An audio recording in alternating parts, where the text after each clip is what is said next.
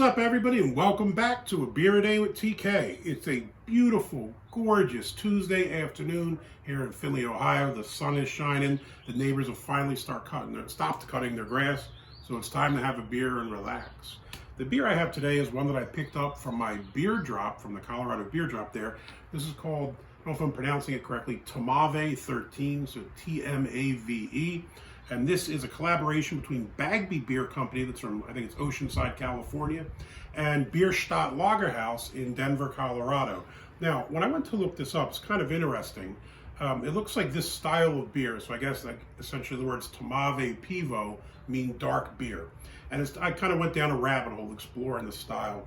And it talked about how when you discuss Czech beers, everybody obviously thinks of Czech Pilsners, right? Some of the finest in the world. But other than that, the next most famous style would be this Tmavé Pivo, or the dark beer. So I'm going to check this one out. It seems kind of interesting. Like I said, I don't know that I've had a whole bunch of them. The label is kind of cool. I don't know how well you'll be able to see it. It's kind of dark green on this black label, but it's got some menacing characters. Kind of look like Anderson on there. But this says Czech Dark Lager, Bierstadt Lagerhaus, 16 ounces of fresh lager, 4.3% ABV, and that's about it. As far as ratings, there wasn't a whole lot out there. 4.07 on Untappd, 4.3 on Beer Advocate, although there were only 9 reviews, so limited sample size. Now, what was cool, when I was looking on Untappd, it had the description of this brewery: no flair, no twist, just clean lager beer. And you know, I can get that, I can respect that. I know we drink, a lot of the beer reviewers drink a lot of crazy beers, right? So all these really high ABV stouts and weird flavors and sours. But sometimes you just want a nice, simple beer. So a lot of the German Helles beers usually do that for me. A couple ingredients done well, hit the spot. I'm hoping this will be something somewhat similar.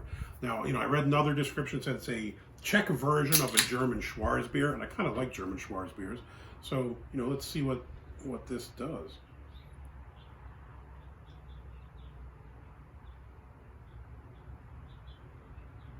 I don't know if you noticed it, if you could pick it up, it started to come out pretty quick. The beer started pouring there. But check it out. Interesting. It's obviously quite dark. When I hold it up like this, I can see the light outside. It almost sounds like a red hue inside. It's kind of reddish in color, although, you know, I guess to the naked eye there, it's just kind of dark brown or black, but you do have a bit of a reddish hue when you hold it up to the light. Head, that's at least 2 fingers, kind of tan, looks kind of clunky. Got a nice look to it. Smell, roasted malt. That's about it, really. Roasted malt. Maybe a slight smokiness. All right, let's give it a shot. Cheers.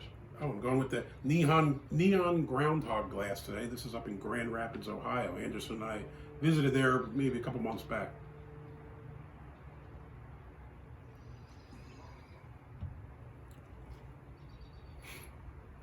That's nice. I thought it was going to be a little heavier.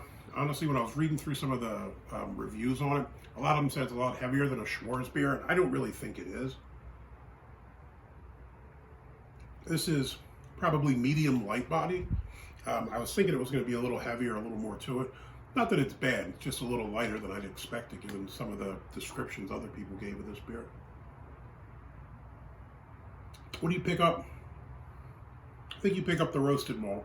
It definitely has a nice little creamy texture to it. Maybe a little bit of a nuttiness to it. And that's about it, not a whole lot. That being said, it tastes good. It's a nice beer. You know, the Germans have been making beers with 4 ingredients for 1,000 years. They managed to make all these different beers taste different, a variety of flavors and tastes. So you don't always have to have 8,000 crazy weird things in your beer to make it good. And I think this would be an example of that kind of sentiment. This is pretty simple, straightforward, nice roasty beer, kind of, you know, not super heavy or dark, a little bit on the lighter side body-wise, nice creaminess to it, nice texture to it. You could drink a few of these pretty easily. And I guess 4.3% ABV, you know, that's kind of the idea. It's weird because you don't really see a lot of session dark beers. You see session light ales, you see session IPAs. You see all kinds of stuff, session lagers, but you really don't see something like this, like session dark beers too frequently. So dare I say that's what this kind of tastes like. Kind of like maybe like a dark lager or a black lager, a sessionable black lager. It's pretty good. I like it for sure.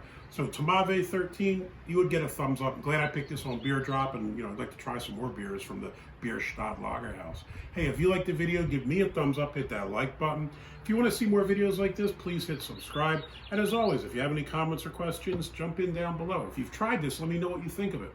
Hey, cheers. Till next time.